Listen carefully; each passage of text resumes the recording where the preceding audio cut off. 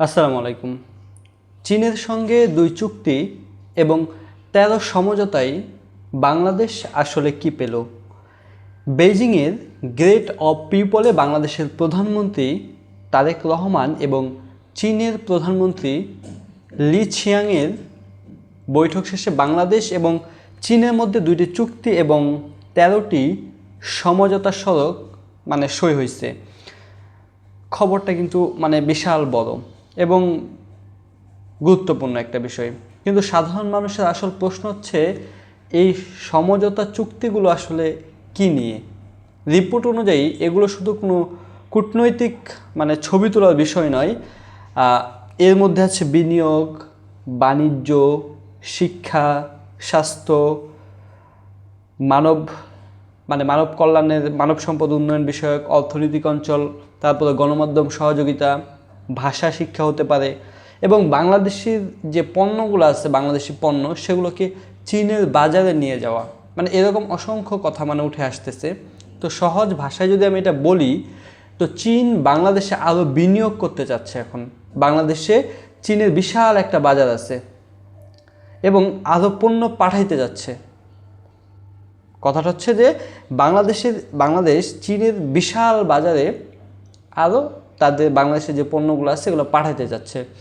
এছাড়া 2 দেশ শিক্ষা, স্বাস্থ্য, গণমাধ্যম, গবেষণা এবং কারিগরি খাতেও সহায়তা করতে চাচ্ছে এবং সহযোগিতা বাড়াইতে যাচ্ছে। তাহলে মূল বিষয়গুলো কি যদি আমি পয়েন্ট আকারে বলি, তাহলে কি হতে পারে? 1 নম্বরে চীনা বিনিয়োগ বাড়ানো।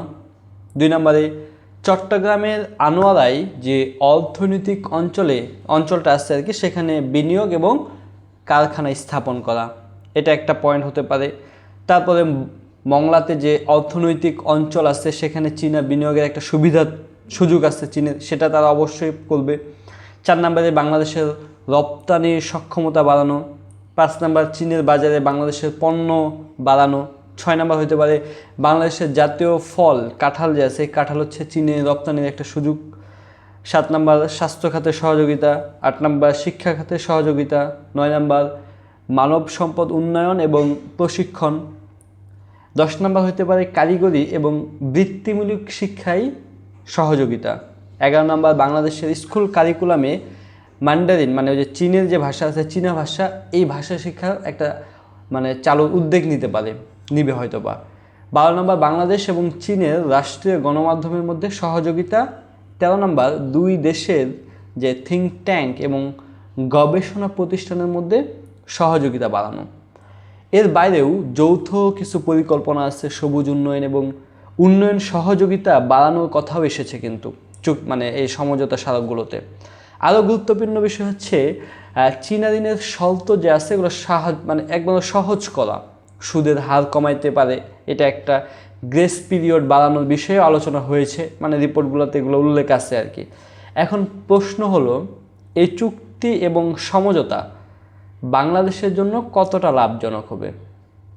লাভ আসলে তখনই হবে যদি চীনা বিনিয়োগে সত্যিকারের শিল্প কারখানা গড়ে ওঠে, বাংলাদেশি শ্রমিকদের চাকরি হয়, বাংলাদেশের পণ্য চীনের বাজারে ঢুকে, ঋণের শর্ত বাংলাদেশের পক্ষে যায় এবং শিক্ষা, প্রযুক্তি বলেন, দক্ষতা, এগুলোর উন্নয়নে বাস্তব একটা ফল আসে।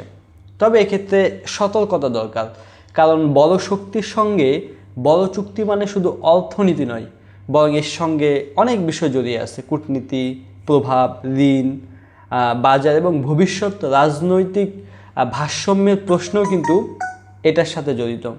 তাই বাংলাদেশকে চোখ বন্ধ করে উল্লাস করলেই হবে না, আবার চোখ বন্ধ করে বিরোধিতা যে করবে সেটাও করা যাবে না।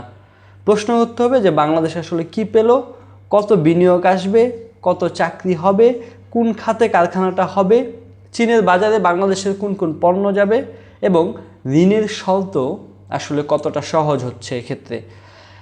আবার সবচেয়ে বড় প্রশ্ন, এই চুক্তির লাভ কি সাধারণ মানুষের জীবনে পৌঁছাবে কিনা? দেখেন, রাষ্ট্রীয় সফরের ছবি কিন্তু ইতিহাস হয়ে থাকে, কিন্তু চুক্তির আসল মূল্য বোঝা যায় তখনই যখন তা মানুষের চাকরি, বাজার, শিক্ষা, রপ্তানি এবং অর্থনীতিতে বাস্তব একটা পরিবর্তন নিয়ে আসে। তো বাংলাদেশ চীন সম্পর্কের এই নতুন অধ্যায় তাই একটা গুরুত্বপূর্ণ বিষয়। তবে শেষ কথা হচ্ছে একটাই, চুক্তি বড় কথা নয়, চুক্তির বাস্তব ফলই বড় কথা। সব ক্ষেত্রে বাংলাদেশের স্বার্থ আগে, তারপর কূটনীতি।